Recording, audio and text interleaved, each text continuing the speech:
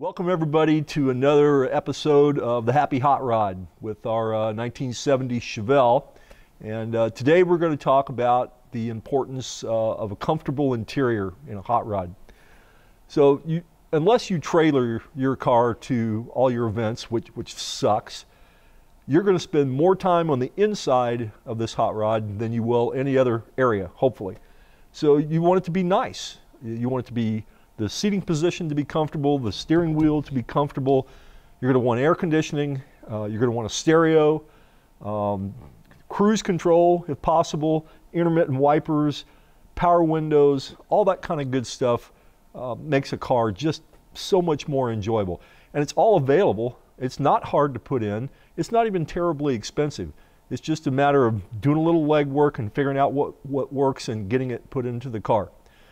So on our 70 Chevelle here, we're trying to keep to a bit of a budget. So we went with a lot of stock reproduction door panels. When we got the car, it was a painted shell, didn't have any interior pieces, had the stock seats, but we know how stock seats act. They're not the most comfortable things in the world, nor are they very supportive. So we sold those, made some good money on that, turned that into money to buy door panels, armrests, emblems, reproduction dash, stuff like that. This particular car, being an SS, has the round gauges in it. The problem was when we got the car, the dash was all cracked and chipped and faded. So we went with a reproduction dash shell, and the gauge package was going to need an expensive restoration. So we called our friends at Dakota Digital, and we picked up this zoomy set of VHX gauges, which are just gorgeous. The other thing you see here in the dash is the vintage air control panel. Fits right in the stock opening, looks just like the stock control system, very reminiscent of it, and you know, functions very nicely. What we haven't put in yet is any kind of stock factory radio, because we have our kicker stereo down here on the console. This is one of their marine units that we use because it's got a really nice interface, and it's got Bluetooth connectivity, so you can run all this off your phone.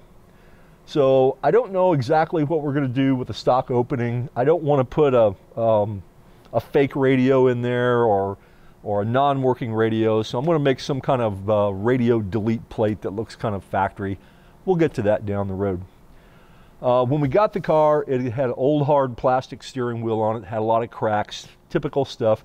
So I looked around on, I believe it was eBay, and I found this steering wheel that's got a leather wrapped rim that's very reminiscent of the stock one. It's not exactly perfectly original, but it's got a nice leather rim, and I really like that a lot better. The car did not have power windows in it when we got it, but I really like power windows too, so we put a SPAL conversion kit in it. The OEM power windows are very expensive. They don't work all that great because it's using 1960s technology. So what we did was reuse the stock OEM manual regulators, and we use the SPAL conversion. It's very reasonably priced. It's about $100 per pair of doors, so I got $200 in the power window conversion. And then I had to spend a little money to get I wanted the authentic looking power window switches. And you'll notice this little adapter plate here, and there's a reason for that. If you're a really smart guy and you're paying attention to what's going on, you will make a very careful measurement of where these things should go, so when you cut into the door panel, you don't make a mistake. Well, I'm not quite that smart or that lucky. So when I first put these in here and then put the door panel on, the switches hit on the inside of the door. So I had two choices. I can either buy a new door panel and put it in the correct location. I can trim the metal, the inner structure of the door, which I didn't want to do because it was unmolested. Or I can make an adapter panel and reposition this, you know, a 1/4 or 3/8 of an inch to the rear, so it'll clear everything. So that's why you see that panel right there. We used Reproduction Carpeting. We got that from Summit. We got Reproduction sill plates from Summit. We put Dynamat down on the floor. I think that's always really important. It quiets the car down. It insulates it from sound and heat. It really seals the car up nice. And we rewired the car with a complete American Auto Wire wiring kit. Rewiring a car is not for the faint of heart. You need to do some studying on it, there's no doubt, but it's perfectly within just about anybody's skill set. You just got to read the instructions and leave yourself plenty of time and try not to get distracted. And you know, it's more mental than anything. There's nothing hard about it. You just got to do a good job. So I've had a lot of questions over the years and comments about the do you solder your wires or do you crimp them? Well, I used to be a solder guy, and I still am in some cases, but after talking with the guys at American Auto Wire and some other people who are very experienced and knowledgeable in automotive wiring, they have convinced me of the merits of crimping instead of soldering. And the reason is a soldered joint can easily get overheated when you solder it, and it becomes brittle. So it may work just fine for the first couple of years, and then the constant vibration and harsh environment will actually cause that soldered joint to break.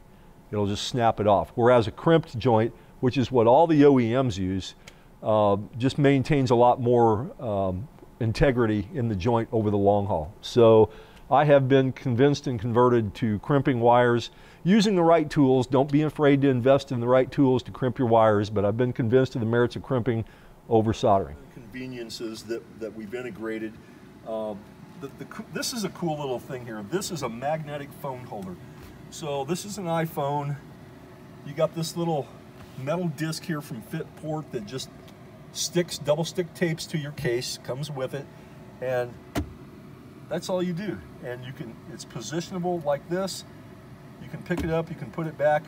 There's no clamps, there's nothing like that. And I've got these in some other cars, including the 48-hour Camaro autocross car. I can make autocross laps with this phone stuck here. It never moves. It's very cool. One of the other things we did was I had my guy John Hoaxong at Ride Tech make me some billet cup holders to fit in the stock console. And you know, they're just little deals like this. We made these, but honestly, you might be able to get some stuff from a marine supply store. There's any number of places you can get those. Really makes it different if you don't have to chase your water bottle or your Mountain Dew bottle around the interior driving down the road. You can see we put a couple of USB ports in here for charging. We got a cigarette lighter plug here that we can put another charging port into. You know, these are all nods to modern conveniences. Everybody's got smartphones or tablets or iPads or whatever. The seats, as you can see, are Cirillo. They were left over out of my GSX, actually, when I changed over to Recaros.